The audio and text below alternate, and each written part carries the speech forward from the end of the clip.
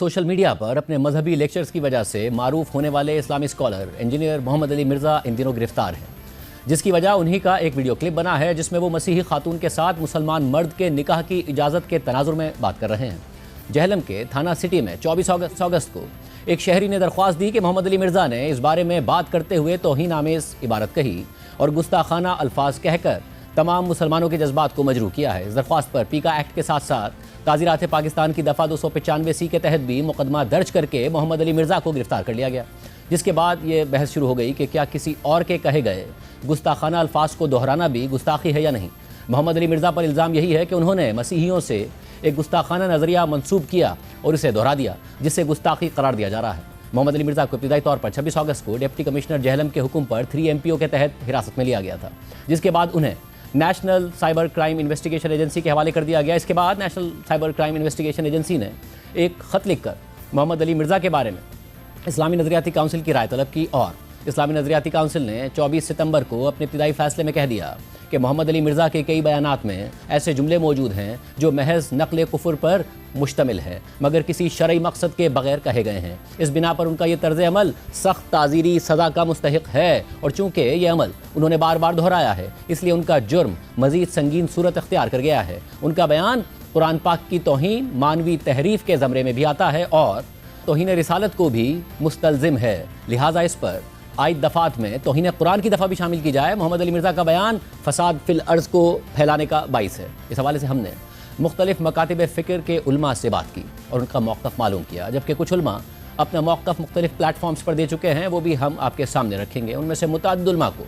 मोहम्मद अली मिर्ज़ा से शदीद इख्तिलाफ़ है, उन पर खुलकर तनक़ीद करते हैं और उनके अंदाज़े बयां के बहुत बड़े नाक़िद हैं। फिर भी मौजूदा मुक़दमे पर उन्होंने खुलकर राय दी और इस मामले पर मोहम्मद अली मिर्ज़ा की हिमायत की और हम आपके सामने रखेंगे तमाम उलमाए दीन का मौक़िफ़। सबसे पहले मारूफ आलिम दीन मुफ्ती तारिक मसूद ने देखिए कि इस मुकदमे के हवाले से क्या कहा। ये जो 295C का कानून है ना, ये ऐसा लगता है कि शिद्दत पसंद मौलवियों के हाथ में दुश्मनी निकालने का एक खिलवाड़ बन चुका है। जब चाहो जिस पे चाहो तौहीन रिसालत का इल्ज़ाम लगाओ और उम्र कैद की सज़ा के लिए फिर जज पे थाने पे दबाव डालो। जज सज़ा नहीं सुनाता तो उसको कत्ल की धमकियाँ, वकील उसको फेवर करता है तो उसको कत्ल की धमकियाँ, कोई अगर उसके फेवर में बयान दे तो उसको कत्ल की धमकियाँ कि गुस्ताख का जो है यार भी गद्दार है और गुस्ताख का यार को भी कसबी सर कलम किया जाएगा। ये इस वक्त पाकिस्तान में चल रहा है। मुझे ऐसा लगता है कि इस कानून की वजह से ना एक दिन कोई भी मौलवी बाहर नहीं होगा, सब एक दूसरे पे इल्जाम लगा लगा के सब एक दूसरे को अंदर कर चुके होंगे। इंजीनियर ने अगर ये कह दिया तो इस पे ये एतराज तो किया जाएगा कि ईसाई ऐसा कहते हैं कि नहीं कहते। समझ में आ रही है बात? ये एतराज तो किया जाएगा, तो आप रेफरेंस दें वगैरह वगैरह। ये एतराज नहीं किया जाएगा कि इंजीनियर ने नबी की तौहीन की है, क्योंकि इंजीनियर अली मिर्जा ने खुद माज़ अल्लाह नक़ल कुफ़र नहीं कहा है, किसी और की तरफ निस्बत की है। किसी और की तरफ निस्बत करने से इंसान तौहीन रिसालत का मुर्तकिब नहीं हो जाता, 295C उस पर नहीं लगता। तो इसलिए हम इन मुतशद्दिद मौलवियों से कहते हैं कि आपको भी इंजीनियर के खिलाफ जब अपनी दुश्मनी निकालनी है तो किसी जायज तरीके से निकालो, 295C का सहारा मत लो। तो ये बिल्कुल नहीं बनता इस मौके पे 295C। और जो मौलवी इस पे खुश हो रहे हैं ना कि नहीं नहीं 295C में हम उसको लटकवाएंगे, भाई फिर आप भी जब किसी का कलमा कुफर नकल करेंगे ना, जिन लोगों ने जाके FIR कटाई उन्होंने क्या कहा कि इंजीनियर ने नबी के बारे में ये अल्फाज कहे हैं, तो उन्होंने भी तो नकल किए ना, तो फिर उन पे भी 295C लगाओ कि ये इंजीनियर के बारे में कह रहे हैं, इन्होंने ऐसा क्या। फिर मैं अगर ये बात नकल कर रहा हूं तो मुझ पे भी लगाओ। फिर तो मेरे भाई, तो मैं कह रहा हूं कि ये 295C का कानून, ये कानून बिल्कुल दुरुस्त है, हम इस कानून के खिलाफ नहीं है, लेकिन इसको मौलवियों ने, जो मुतशद्दिद मौलवी हैं, उन्होंने खिलवाड़ बनाया हुआ है, तमाशा बनाया हुआ है। इसको तमाशा बनने नहीं देना है। मैं समझा पा रहा हूं अपनी बात? कुछ मुतशद्दिद मौलवियों को उन्होंने दुश्मनी निकालनी है तो उसके लिए 295C जैसे मुकद्दस कानून का सहारा ले रहे हैं। वो ये 295C की तौहीन है, मैं समझता हूं इस कानून की तौहीन है ये। जब चाहो मुंह उठा के जिसको चाहो गुस्ताखे रसूल करार दे दो। जब भी कोई शख्स कलाम करता है, शरीयत उसको मोहलत देती है कि इससे इसकी बात का मतलब पूछा जाएगा कि तुम्हारा मकसद क्या था। जुनैद जमशेद ने जब कोई कलाम किया उससे पूछा जाना था कि आपका मकसद क्या था, उसको एक्सप्लेन तो करने देते। फौरन फतवा लगा दिया इसने हजरत आयशा की तौहीन की और जो एयरपोर्ट पे उसके साथ अशर हुआ। यह बहुत बड़ा मसला बन चुका है।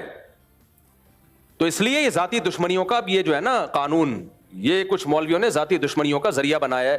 ہم ناموس رسالت سے بڑھ کر کسی چیز کو ویلیو نہیں دیتے. مسلمان جو بھی ہو عاشق رسول ہے، جو نبی سے محبت نہیں کرتا وہ مرتد ہے. تو اس لیے اس مسئلے میں ببانگ دوہل کہتا ہوں، چاہے انجینئر سے میرے 100 اختلافات ہوں، لیکن یہ جو 295C اس بیس پہ لگایا گیا ہے کہ اس نے عیسائیوں کے بارے میں یہ کہا کہ نبی کی طرف نسبت کی، عیسائیوں کی طرف کی، تو یہ توہین کا کیس نہیں بنتا. اس پہ سمجھ میں آ رہی ہے بات کہ نہیں آ رہی ہے؟ معروف عالم دین علامہ امین شہیدی کے سامنے ہم نے یہ سوال رکھا کہ کیا دوسرے کا بیان نقل کرنے پر توہین کا مقدمہ بن سکتا ہے یا الزام لگ سکتا ہے؟ تو دیکھیں انہوں نے کیا جواب دیا. دیکھیے، یہ صرف پاکستان کا مسئلہ ہے. دنیا میں تقریباً 57 اسلامی ممالک ہیں. کسی ملک میں اس طرح کا کوئی مسئلہ نہیں ہے. یہ جو توہین رسالت، توہین صحابہ، توہین فلان، یہ چیزیں جو ہیں پاکستان ہی میں آہستہ آہستہ پنپنے لگیں اور اس کو پروموٹ کیا گیا اور اس کے نتیجے میں شدت پسندی کو اپنے عروج تک پہنچایا گیا ہے. آپ نے کبھی سعودی عرب کے بارے میں سنا، کبھی ایران کے بارے میں سنا، کبھی عراق کے بارے میں سنا، کبھی آپ نے لبنان کے بارے میں سنا، کبھی آپ نے کویت کے بارے میں سنا، مصر کے بارے میں سنا. وہ سارے کے سارے اسلامی ممالک ہیں، اور وہاں پر بعض ممالک تو ایسے ہیں جہاں پر ہم سے زیادہ کمیٹڈ اور ہم سے زیادہ باعمل لوگ رہتے ہیں، لیکن وہاں پر آپ نے ایسی بات نہیں سنی ہوگی. تو صرف پاکستان ہی میں کیوں؟ اس کا مطلب ہے کہ پیچھے کوئی اور تانے بانے ہیں جن کو سمجھنے کی ضرورت ہے. جہاں تک آپ کے سوال کا تعلق ہے، دیکھیں، جب ایک اسکالر کسی بھی حوالے سے کوئی بات کرتا ہے تو اس کو اس کے علم کی بنیاد پر اور ان معیارات پر پرکھنے اور تولنے کی ضرورت ہے. اگر وہ خود توہین آمیز انداز اختیار کرتا ہے تو اس کی تنبیہ کی ضرورت ہے. اگر وہ خود توہین کرتا ہے اور ارادتاً کرتا ہے تو اس کی تنبیہ کی ضرورت ہے. لیکن اگر کوئی شخص صرف ایک قول نقل کرے اور اس کی بنیاد پر آپ اس طرح کے قوانین کا اس کے خلاف استعمال کرنا شروع کر دیں تو پھر تو ایک ایسا طوفان کھڑا ہو جائے گا کہ آپ کی ساری کتابیں اس کی زد پہ آ جائیں گی، آپ کے سارے خطبے اس کی زد پہ آ جائیں گے، خود قرآن کریم پر بھی نعوذ باللہ لوگ الزامات لگانا شروع کر دیں گے. یعنی آپ ایک چیپٹر کھول دیں گے اس کے نتیجے میں شدت پسندی کا، جس کی انتہا کہیں پر بھی نہیں ہے اور اس کو ختم نہیں کیا جا سکتا پھر. تو اس لیے یہ جو سوال آپ کا ہے اس کا جواب سمپلی یہی ہے کہ جب کوئی شخص عالم ہے، جب کوئی شخص صاحب نظر ہے، جب کوئی شخص کوئی رائے دیتا ہے اور اس میں کسی کی رائے کو نقل کرتا ہے تو نقل قول، آپ خود اردو میں کہتے ہیں نقل کفر نباشد. تو اگر کوئی کافرانہ رائے بھی نقل کرے تو اس کے نقل کا جرم جو ہے وہ ثابت نہیں ہوتا کہ اس نے کوئی جرم کیا ہے، اس نے صرف نقل کیا ہے. اس لیے اس طرح کے کسی قانون کا اس پر اطلاق ہوتا ہی نہیں ہے. انجینئر محمد علی مرزا پر توہین کے الزام اور مقدمے کے حوالے سے معروف مذہبی اسکالر مفتی فضل ہمدرد نے دیکھی کیا کہا. دیکھیں، انجینئر مرزا صاحب کو آپ کو اختلافات ہو سکتے ہیں. بات ساری یہ ہے کہ انجینئر صاحب نے یہاں پر جب یہ کلپ میرے سامنے آیا تو میں نے کہا کہ یہ انجینئر صاحب اور ان کے چاہنے والوں سے بھی کہ اس کا جو طریقہ ہے وہ یہ ہے کہ یہ رسول اللہ کی شان میں نہیں ہونا چاہیے تھا. آپ کی نیت پہ شک نہیں ہے. میں یعنی حلفیہ یہ بات کہہ سکتا ہوں کہ انجینئر مرزا صاحب حافظہ اللہ برادر عزیز وہ گستاخ رسول نہیں ہے. وہ رسول اللہ صلی اللہ علیہ وآلہ وسلم کی شان میں گستاخی کا سوچ بھی نہیں سکتا. وہ محب اہل البیت ہے، وہ شخص ہے کہ جو رسول اللہ صلی اللہ علیہ وآلہ وسلم کے لیے جان دے دے گا. لیکن یہ جملہ ایسا ہے کہ جس کو یہ طبقہ جو ان کا مخالف ہے اور حاسد ہے اسے بنا سکتے اور آپ اس کی وضاحت نہیں کر سکتے. بلا شک و شبہ یہ جو جملہ تھا، یہ جو الفاظ ہیں، یہ رسول اللہ صلی اللہ علیہ وآلہ وسلم کی شان میں، آپ کی بارگاہ میں بے ادبی. لیکن میں اس کو گستاخی نہیں کہوں گا. میں یہ نہیں کہوں گا کہ یہ گستاخ ہے، یہ شخص توہین کی کر دی ہے، اس نے یہ کر دی. اس کی وجہ یہ بتاتا چلوں، میرا کوئی حق نہیں پہنچتا کہ میں کسی کو گستاخ رسول ڈکلیئر کروں. کسی کا کوئی حق نہیں پہنچتا. معروف اسلامی اسکالر جاوید احمد غامدی صاحب نے بھی اس حوالے سے رائے دی. یہ انتہائی افسوسناک صورتحال ہے. میں تو کسی مسلمان کے بارے میں یہ تصور ہی نہیں کر سکتا کہ وہ رسالت مآب صلی اللہ علیہ وسلم کی بارگاہ میں کوئی گستاخی کی بات کہے گا. کجا یہ کہ دین کے خادم کے بارے میں یہ خیال کیا جائے. یہ کہا جا سکتا ہے کہ فلاں معاملے میں کسی نے غیر محتاط رویہ اختیار کیا الفاظ کا انتخاب صحیح نہیں کیا، اسلوب درست نہیں تھا، اس طرح کے معاملات بارہا ہو جاتے ہیں۔ ان میں بڑوں کا کام یہ ہے کہ وہ توجہ دلائیں۔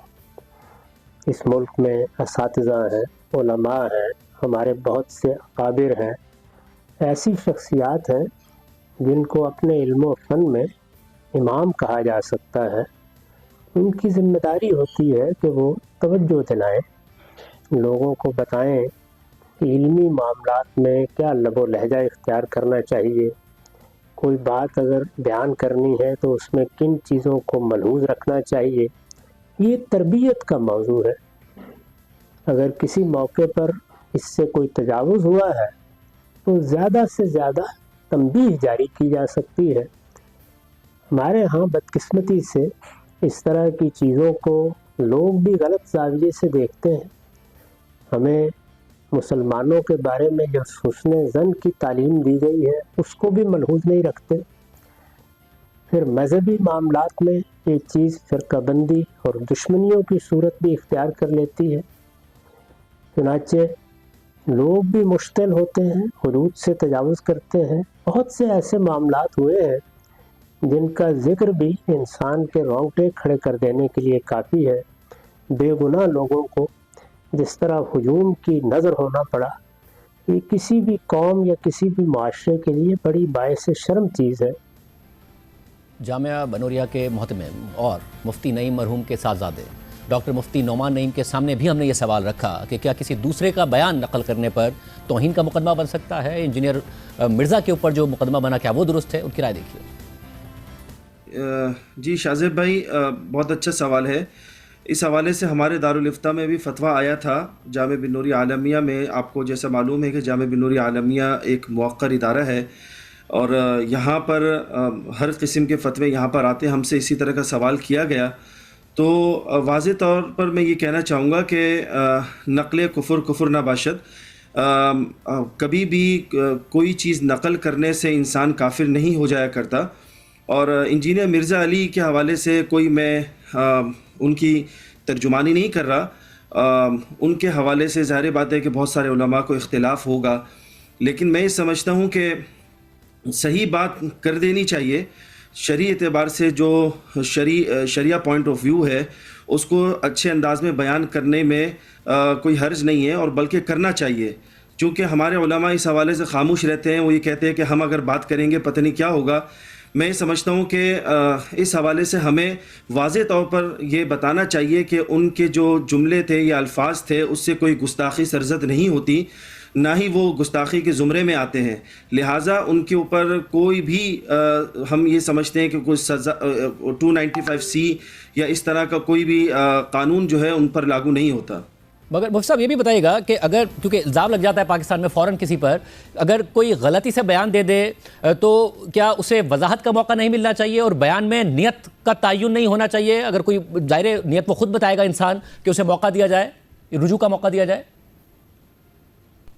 جی بالکل، اس میں باقاعدہ اس سے وضاحت بھی طلب کی جائے گی اور اس سے اس کی مراد بھی پوچھی جائے گی، اس کا مقصد پوچھا جائے گا کہ آپ نے اس کے سیاق و سباق کیا اس کا تھا، سارے معاملات اس سے پوچھے جائیں گے، تب جا کر جو ہے وہ کوئی رائے قائم کی جائے گی۔ نہ یہ کہ اپنے طور پر اس الفاظ ان کے منہ میں ڈالے جائیں اور اپنے طور بغیر نیت پوچھے، بغیر مقصد پوچھے جو ہے کوئی رائے قائم کی جائے۔ معروف عالم دین علامہ جواد نقوی نے اس حوالے سے کیا رائے دی، دیکھیے۔ پاکستان میں اس قسم کے مسائل جیسے آپ نے فرمایا ہے کثرت سے ہو رہے ہیں روزمرہ، اور ان کے بہت سارے اور بھی ساتھ سائیڈ ایفیکٹس پڑ رہے ہیں۔ کچھ ان مسائل نے کاروباری حیثیت اختیار کر لی ہے اور کچھ نے فرقہ وارانہ، اور اسی طرح ملکی سلامتی کے لیے بھی یہ ایک بڑا خطرہ ہے، ایک الارم ہے یہ، اور اس پر جتنی حساسیت دکھانی چاہیے اربابان اختیار کو نہیں دکھا رہے۔ آج تو یہ ایک مسئلہ مرزا محمد علی صاحب کے لیے پیش آیا ہے، لیکن اس سے پہلے اور بہت سارے اسکالرز کے ذریعے لیے اور بہت سارے مسائل میں پیش آیا ہے۔ بعض اوقات تو ایسا شائبہ ہوتا ہے کچھ لوگوں کی گفتگو میں، اسے توہین آمیز کہا جا سکتا ہے، لیکن اکثر اوقات جو کیس بنتے ہیں یا میڈیا جن کیسز کو اچھالتا ہے تو ان میں پہلو کوئی اور ہوتا ہے، لیکن اس کو ایک خاص طبقہ اس طرف کھینچ کے لے آتا ہے. اور چونکہ اس سلسلے میں قانون سازی بھی ہوئی ہے اور یہ قانون بنا تو کسی اور مقصد کے لیے تھا لیکن استعمال کسی اور مقصد میں ہو رہا ہے، توہین مذہب کا قانون. اور جیسا آپ نے سوال میں پوچھا ہے کہ اگر ایک مذہبی اسکالر یا کوئی عالم فاضل شخصیت ہے، محقق ہے، رائٹر ہے یا جو بھی شخص ہے، اگر وہ نقل قول کرتا ہے کسی اور شخص کا، وہ نقل قول ٹھیک ہے یا غلط ہے، اس کی صحت و سقم ایک الگ بات ہے. وہ اس کو پرکھا جا سکتا ہے کہ اس نے جو نقل قول کیا ہے وہ دلیل کوئی رکھتا ہے یا نہیں رکھتا، لیکن خود نقل قول کوئی نہیں توہین شمار نہیں ہوتا. جیسا کہ ایک محاورہ بنا ہوا ہے کہ نقل کفر نہ باشد، یہ ایک عربی، فارسی اور اردو ماحول کا ایک مسلم محاورہ بنا ہوا ہے. لوگ اس کو عموماً ایسی باتوں کے بیان کرنے کے موقع پر ذکر بھی کر دیتے ہیں کہ نقل کفر نہ باشد، یعنی اگر ایک کفر کی بات ہے کسی اور نے کی ہے اور آپ اس کو کسی مقصد کے لیے پیش کر رہے ہیں مجمع کے سامنے، عوام کے سامنے یا کسی گفتگو میں حوالے کے طور پر، تو یہ کفر نہیں ہوتا. کفر کی بات نقل کرنا کفر نہیں ہوتا. گستاخی کی بات، جس نے گستاخی کی ہے اس کو پیش کرنا، جیسے عدالتوں میں اگر ایک وکیل اٹھ کے کسی کی گستاخی پیش کرتا ہے تو وکیل یا جج گستاخ نہیں شمار ہوتے، یا اگر ایک اینکر ہے وہ کسی کا نقل قول کرتا ہے تو وہ نقل قول گستاخی نہیں ہوتا. اصل جو مرتکب ہوتا ہے گستاخی کا وہی گستاخ ہوتا ہے. اور کوئی شخص اس کا حوالہ دے یا اس کو تنقید کرنا چاہے یا اس کے اوپر کوئی تبصرہ کرنا چاہے یا اس کے کوئی اور حکم بیان کرنا چاہے تو وہ تو قطعاً کسی بھی عقل و منطق کے تحت وہ گستاخی نہیں ہوتا. اور شرعی لحاظ سے بھی جو موازین ہیں شریعت کے، ان کے مطابق ہی اس کو گستاخی شمار نہیں کرتے. اسی نقطے پر کہ انجینئر محمد علی مرزا پر مقدمہ بنتا ہے توہین کا یا نہیں، معروف عالم دین اور مولانا زاہد الراشدی کے ساتھ زادے مولانا عمار ناصر کی رائے دیکھیے. ظاہر جو بات سننے میں آئی ہے کہ انہوں نے مسیحیوں کے کسی نظریے کا یا ان کے خیال کا حوالہ دیا ہے جو وہ رسول اللہ صلی اللہ علیہ وسلم کے بارے میں رکھتے ہیں. تو کسی کفریہ کلمے کو نقل کرنا یا بیان کرنا یہ تو ظاہر توہین رسالت نہیں ہے. تو قرآن نے بے شمار نقل کیے ہیں، کفار کے جو تبصرے تھے رسول اللہ صلی اللہ علیہ وسلم پر قرآن نے نقل کیے. بالکل. تو اگر آپ وہ پڑھ کے سنائیں کہ کفار یہ کہتے تھے تو نقل کرنے والا تو توہین کا مجرم نہیں ہو. یہ ہمارے ہاں جو مذہبی تقسیم ہے اور ایک کشمکش ہے مختلف طبقوں کی، اس میں پھر ہمارے اخلاقی مسائل میں یہ چیز ہے کہ ہم ایک بات سمجھتے بھی ہوں کہ یہ الزام نہیں بنتا، لیکن چونکہ مذہبی بیانیوں کی اور مذہبی تعبیرات کی ایک جنگ ہے اور اس میں کسی سے، آپ سے، مجھ سے بہت سے لوگ ناراض بھی ہیں، تو وہ پھر سمجھتے ہیں کہ یہ اللہ کی طرف سے ایک موقع آیا ہے، اس سے فائدہ اٹھایا جائے. تو انصاف جو ہے نا، یہ یہی بات میں عرض کر رہا ہوں کہ ہم قرآن میں آیت پڑھ کے تو سنا دیتے ہیں اور رسول اللہ صلی اللہ علیہ وسلم کی اور صحابہ کی سیرت سے واقعات بھی سناتے ہیں کہ مسلمان کو کتنا انصاف پسند ہونا چاہیے. تو ہم بتاتے یہ ہیں، لیکن ہمارے عمل سے جب معاشرہ یا نوجوان نسل دیکھتی یہ رویہ ہے تو پھر وہ اس کا مذہب سے دور ہونا ہی بنتا. مولانا عمار ناصر یہ انٹرویو عبدالعزیز کو دے رہے تھے. اس کے علاوہ معروف عالم دین اور مولانا اسحاق مرحوم کے شاگرد مفتی کاشف علی کی رائے دیکھیے. یہ قانون کی حفاظت نہیں ہو رہی بھائی جان، یہ قانون کو برباد کرنے کی کوشش کی جا رہی. اس لیے 295C کا غلط استعمال کرنے سے سارے فرقوں کو مل کے روکنا چاہیے اور روک رہے ہیں. غامدی صاحب بھی آ گئے، حالانکہ لوگ انہیں سیکولر لبرل کہتے ہیں. وہ حافظ سید حیدر حسین نقوی، بری امام سے پیر صاحب آ گئے ہیں، UK سے فتویٰ آ گیا ہے، ہر جگہ سے فتوے آ گئے، بن نوریہ سے بھی آ گیا ہے، دیوبندی بھی بولے ہیں کہ قانون 295C کا اس کے اوپر نہیں لگتا. یہ مسئلہ خالصتاً نقل کفر کا ہے، اور نقل کفر جو ہوتا ہے وہ کفر نہیں ہوتا. نقل کفر تو اللہ کے بندے، آپ کو یہی سمجھ نہیں ہے کہ اللہ تعالیٰ نے قرآن مجید میں کافروں کے قول نقل کیے ہیں کہ کافر یہ کہتے ہیں، یہود یہ کہتے ہیں، نصارہ یہ کہتے ہیں، ساری دنیا یہ کہتی پھرتی ہے کہ نقل کفر ہوا. تو نقل کفر اللہ نے کیا ہے. اللہ کے نبی علیہ السلام نے فرمایا کہ یہ جو مشرکین تھے یہ تلبیہ میں اضافہ کرتے تھے. اور وہ تلبیہ میں اضافہ جو ہے وہ آپ دیکھ لیں. تو یہ ساری چیزیں جو ہوتی ہیں, یہ نقل کفر جو ہوتا ہے وہ کفر نہیں ہوتا. باقی رہ گیا آپ کہیں گے جی نقل کفر کو اہانت کی نیت سے کوئی آدمی کرتا ہے, تو بھائی نیت کسی نے کسی کی چیک نہیں کی. یہ بھی مسئلہ میں نے اس کے اندر بیان کر دیا ہے کہ یہ جو آپ فرما رہے ہیں نا کہ بندہ جو ہے وہ اس کے قول کی تعویل کرنے کا حق علماء کو ہے, نہیں, وہ خود اس کو حق حاصل ہے کہ اس کی وضاحت کرے. اب اس نے وضاحت 3 بیانوں میں کر دی, اور جس بندے کی یہ عالم ہے کہ وہ ہر بات میں یہ کہتا ہے کہ میرے نبی جیسا ہے ہی کوئی نہیں, اب مجھے یہ بتائیں کہ اتنا بڑا اس نے لوگوں کے سامنے یہ بات رکھ دی ہے کہ وہ اپنے نبی علیہ الصلوۃ والسلام کے مقابلے میں دیگر جتنے بھی دنیا کے لوگ ہیں ان کو کوئی چیز نہیں سمجھتا, اور وہ یہ کہتا ہے کہ انبیاء اور رسل کے بھی وہ آپ امام ہیں, ان کا درجہ بھی جو نبی علیہ الصلوۃ والسلام سے نیچے ہے, ٹھیک ہے نا. تو یہ جس بندے نے ہر دفعہ درود پاک پڑھنا ہے صلی اللہ علیہ وآلہ وسلم, اور نبی علیہ السلام کی حدیث کی حفاظت کا ساری دنیا کو اس نے بتایا, اور آپ یہ کہتے پھرتے ہیں کہ وہ بندہ جو اہانت کر رہا ہے. تو بھائی یہ اگر نقل کفر ہے نا, یہ سن لیں, جس آدمی نے رپورٹ درج کرائی اس پہ بھی لگائیں, کیونکہ اس نے بھی نقل کفر کر کے آگے رپورٹ درج کرائی ہے, اور جس نے کی ہے, جو اس کے ساتھ ہے, جو اس کے پیچھے ہیں, جو اس کے حامی ہیں, سب پر نقل کفر لگتا ہے, کیونکہ وہ سب کہتے ہیں کہ مرزا نے یہ کفر بکایا. تو یہ کفر ہے تو پھر سب پر لاگو ہو جائے گا, ورنہ پھر یہ جب یہ کفر ہی نہیں ہے تو پھر خام خواہ اس کو 295 کے کیس میں آپ نے اس میں داخل کروا دیا اس بچے کو, اور خام خواہ آپ سارے جو ہے نا اس بھائی کے پیچھے پڑ گئے ہیں. کسی کو گستاخ قرار دینے یا اس پر گستاخی کا جھوٹا الزام لگانے کے حوالے سے مذہب کیا کہتا ہے, اس حوالے سے مفتی طارق مسعود کی رائے دیکھیں. ہاں, ایک اہم بات یہ کہ جب آپ کسی کو گستاخ قرار دے رہے ہیں تو اس کا مطلب آپ اس کو مسلمان قرار دے رہے ہیں یا مرتد قرار دے رہے ہیں؟ بولو. گستاخ رسول مومن ہو سکتا ہے, تو آپ اس کو کافر قرار دے رہے ہو کہ نہیں قرار دے رہے؟ اور حدیث میں کیا آتا ہے, اگر تم کسی کو کافر کہو اور وہ نہ ہوا تو وہ کفر کا وہ کہاں لوٹے گا؟ تمہاری طرف لوٹے گا.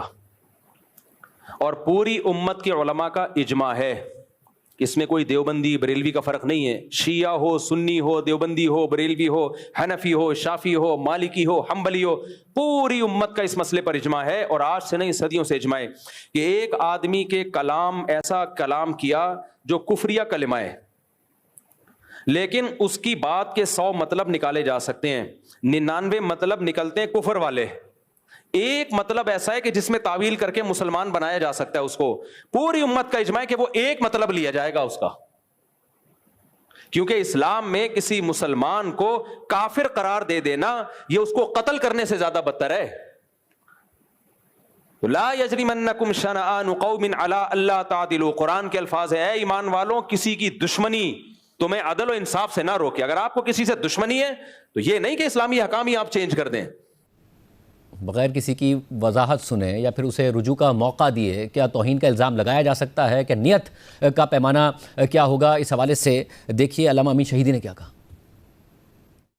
پہلی بات تو یہی ہے کہ اگر کوئی شخص کوئی ایسی بات کرتا ہے تو دیکھا جائے گا کہ کیا وہ قول نقل کر رہا ہے یا اپنی رائے دے رہا ہے. آیا وہ جو بات نقل کر رہا ہے اس پر اس کا عقیدہ بھی ہے یا نہیں ہے. اس کیس میں ظاہر ہے کوئی ایسی بات تو نہیں ہے. جب ایسی بات نہیں ہے تو پھر الزام کا کیا مطلب ہے, ایف آئی آر کا کیا مطلب ہے. مسئلہ وہی ہماری اجتماعی سائیکی ہے اس معاشرے کے اندر, مذہبی طبقات کی, اور وہ جو جنونیت کی طرف ہمیں ماضی میں دھکیلا گیا ہے, چونکہ اس طرح کے قوانین بھی اسی کا نتیجہ تھا نا کہ اس طرح کے قوانین بنائے گئے. ورنہ میں پھر وہی سوال اٹھاؤں گا کہ کیا پوری دنیا میں کہیں پر اس طرح کی وارداتیں ہوتی ہیں جو پاکستان میں ہوئی ہیں؟ ابھی اگر کوئی شخص کوئی ایسی بات کرتا ہے تو اس کو کٹہرے میں کھڑا کیا جائے گا, اس سے پوچھا جائے گا کہ کیا تم نے ارادتاً یہ بات کی ہے یا غیر ارادی طور پر, کیا تم نے توہین کی نیت سے یہ بات کہی ہے یا نہیں, آیا تم اس بات پر عقیدہ بھی رکھتے ہو یا نہیں. اگر وہ اس بات کا معتقد ہے ہی نہیں, وہ خود ڈیفینڈر ہے, اور یہ بات وہ صرف کسی ایک مکتب یا کسی ایک فرد یا کسی ایک قوم کے نظریے کو نقل کر رہا, چاہے وہ درست ہو یا غلط ہو, اگر نقل کر رہا ہے تو نقل کرنے پر آپ کیسے اس کے خلاف 295C کے قانون کو لاگو کر کے اس کے خلاف ایف آئی آر کاٹ سکتے ہیں؟ خود یہ ایف آئی آر کا کٹنا اپنی جگہ ایک غلط قدم ہے, اور جس نے یہ ایف آئی آر کاٹی ہے خود اس کو کٹہرے میں کھڑا ہو جانا چاہیے کہ بھئی اتنا پاورفل FIR جو کسی شخص کی موت پر منتج ہو سکتا ہے، آپ نے یہ FIR کاٹی کیسے؟ جبکہ وہ شخص توہین نہیں کر رہا، وہ شخص توہین کا ارادہ بھی نہیں کر رہا، اور ساری دنیا جانتی ہے کہ اس نے کبھی اس حوالے سے نبی کریم کی شان اقدس میں کبھی کوئی ایسی بات نہ کی، نہ ہی وہ اس مزاج کا ہے۔ ہاں، اس کو آپ کسی اور الزام میں دھر لیں، کوئی اور اس پر ایلیگیشن لگا لیں، اس کے خلاف یہ بات کر لیں کہ وہ زبان میں بے احتیاطی کرتا ہے اور سخت زبان استعمال کرتا ہے، تو یہاں پر یہ بات قابل قبول ہے۔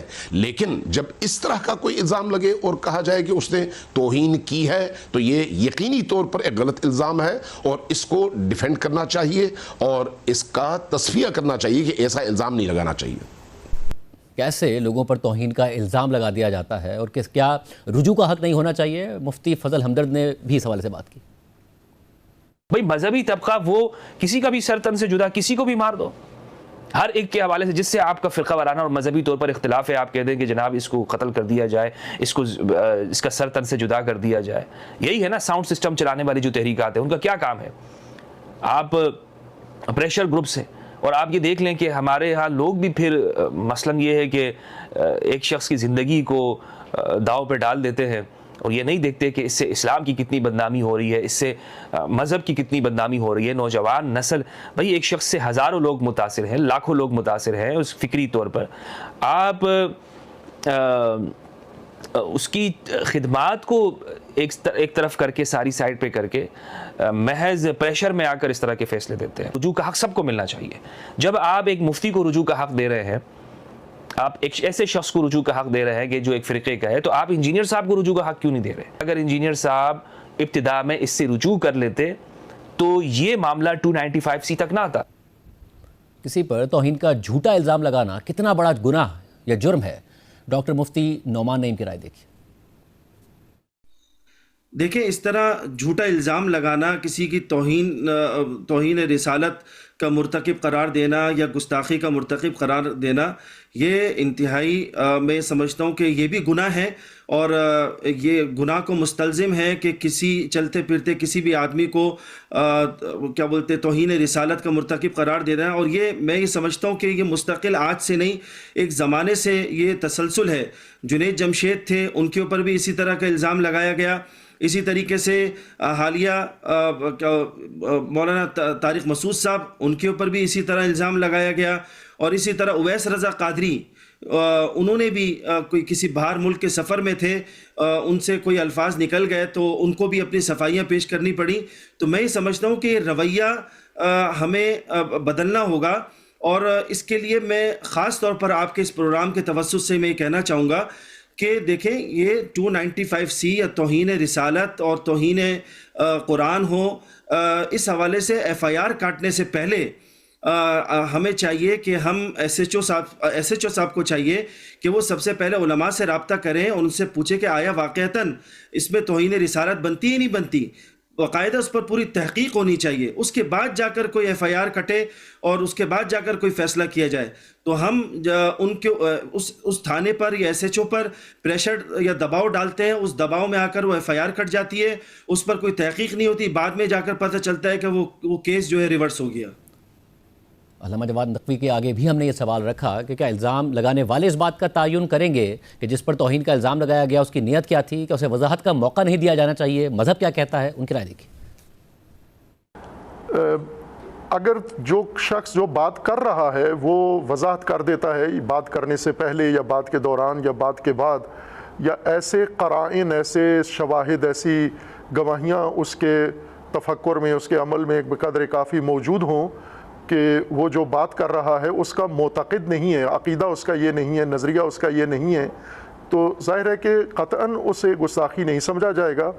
اب مثلا اسی مثال میں جو موضوع چھڑا ہوا ہے اور کیس چل رہا ہے، اس میں اگر ہم انہی موصوف کی گفتگو سنیں، ہم چونکہ کثرت سے ان کے سوشل میڈیا کے اوپر مواد، تقاریر اور گفتگو موجود ہے، تو یہ حوالہ صرف نہیں دیتے بلکہ رسول اللہ صلی اللہ علیہ وآلہ وسلم کا احترام کرتے ہیں، درود پڑھتے ہیں، اور درود کو بڑے اچھے انداز سے پڑھتے ہیں اور اپنے تعلیمات کا حصہ قرار دیتے ہیں۔ بے شک یہ جس انداز سے گفتگو کرتے ہیں اس سے اختلاف ہوگا، ہمیں بھی اختلاف ہے ان کے بہت سارے مسائل سے، لیکن یہ کہنا کہ وہ رسول اللہ صلی اللہ علیہ وآلہ وسلم کی گستاخی ہے اس نقل قول سے، تو وہ ان کے جو میرے خیال میں ہزاروں تقریریں ہیں وہ ساری گواہ ہیں کہ وہ رسول اللہ کی شان میں گستاخی کرنے والی شخصیت نہیں ہے۔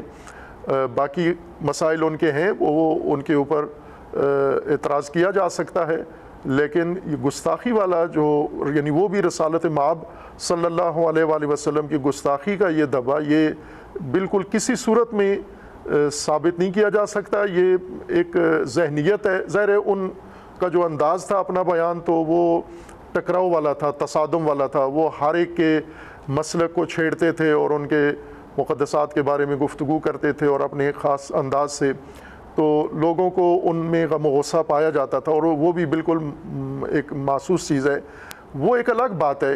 لیکن یہ کہ انہوں نے آیا رسول اللہ کی توہین کی ہے، ایسا نہ ان کی اس گفتگو سے ثابت ہوتا ہے، اور نہ پہلے کوئی ایسا ان کے کلام میں نہ کسی نے حوالہ دیا ہے، نہ ان کی کوئی اور ایسی ثبوت موجود ہے کہ جس میں، اور بعید ہے کہ ان کے ذہن میں بھی کوئی گستاخانہ ہو، اگرچہ وہ بہت ساری بزرگ مذہبی شخصیات یا پرانے بزرگ یا جو اولیاء جن کو سمجھا جاتا ہے یا ان کے نہیں احترام کرتے تھے، لیکن رسول اللہ کی توہین یا مثلاً اہل البیت علیہ السلام کی توہین اس کا تو شاید تصور بھی نہیں کیا جا سکتا۔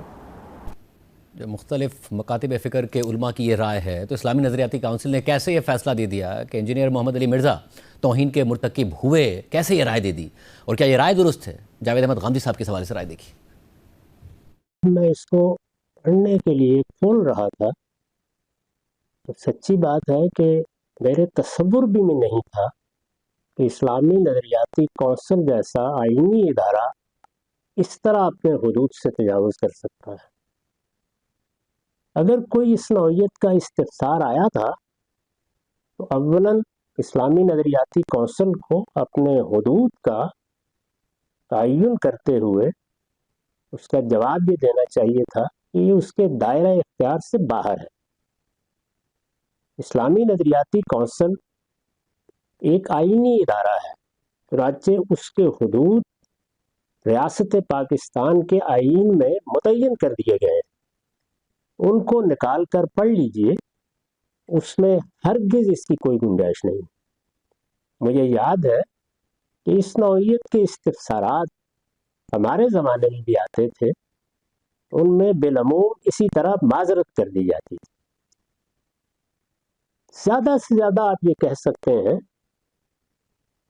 کہ انفرادی طور پر یا کسی خاص محکمے کو الگ سے اسلامی نظریاتی کونسل اپنی کوئی رائے دینا چاہے تو دے دیتی، اگرچہ میرے نزدیک اس کی بھی کوئی گنجائش نہیں۔ اس لیے بہت معذرت کے ساتھ ایک آئینی ادارے نے صریح اپنے حدود سے تجاوز کیا، ان کو ہرگز اس نوعیت کا کوئی کام نہیں کرنا چاہیے۔ علمی رائے کسی معاملے میں کسی نے پوچھی ہے تو آپ دے سکتے ہیں، لیکن ایک باقاعدہ آئینی ادارہ اپنے حدود سے تجاوز کر کے کوئی رائے کیسے دے سکتا ہے؟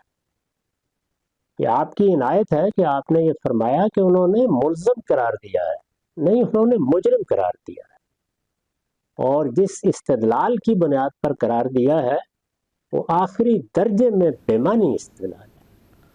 اسلامی نظریاتی کونسل کی اس رائے پر ہم نے علامہ امین شہیدی کی بھی رائے معلوم کی، تو دیکھیں انہوں نے کیا کہا۔ دیکھیے، میں خود اسلامی نظریاتی کونسل کا ممبر رہا ہوں ایک عرصے، اور اس دفعہ بھی میں نے خود اسلامی نظریاتی کونسل کے چیئرمین کو خط لکھا تھا اور ان سے میں نے ان کو میسیج بھی بھیجا تھا، اور اس حوالے سے اپنی رائے 6 صفحوں پر مشتمل ان کو بھیجی تھی، اور انہوں نے جواباً کہا تھا کہ ہم کونسل میں اس پر بات کریں گے۔ بعد میں ممبران کونسل نے مجھے یہ بات بتائی کہ 2 گھنٹے تک اس پر بحث ہوتی رہی، لیکن جو اس بحث کی انوائرمنٹ تھی وہ بڑی عجیب تھی۔ مجھے بعض ممبران نے یہ بتایا کہ 1-2 ممبران ایسے تھے جن کی آواز اونچی تھی، اور جو اونچی آواز میں گویا اپنے غصے، جذبات اور اس کیفیت کا اظہار کر رہے تھے، اور باقی لوگ اس کی دباؤ میں آ گئے، اور اس کے بعد وہی بات ہوئی جو تحریر میں لکھی گئی ہے۔ تو جہاں پر آپ سے سوال پوچھا جا رہا ہے کہ کیا یہ بات توہین کے زمرے میں آتی ہے یا نہیں. تو آپ کا جو دائرہ کار ہے, دائرہ اختیار ہے, وہ یہ ہے کہ اسی سوال کے دائرے میں رہتے ہوئے جواب دیں کہ آیا نقل قول جس میں اس کا ارادہ شامل نہیں ہے, آیا یہ توہین کے زمرے میں آتا ہے یا نہیں آتا. اس کا آپ جواب دینے کے پابند ہیں. لیکن اس کے بعد خود آپ ایک آرگنائزیشن کے عنوان سے, ایک کونسل کے عنوان سے مزید الزامات لگا کر فتویٰ دیں تو یہ نہ آپ کے اختیارات میں شامل ہے اور نہ ہی آپ کو یہ اجازت کوئی دے سکتا ہے کہ آپ وہاں پر مفتی بن کر بیٹھیں. تو اس لیے میں سمجھتا ہوں کہ اسلامی نظریاتی کونسل نے اپنے حدود سے تجاوز کیا ہے اور ان حدود کا خیال نہیں رکھا.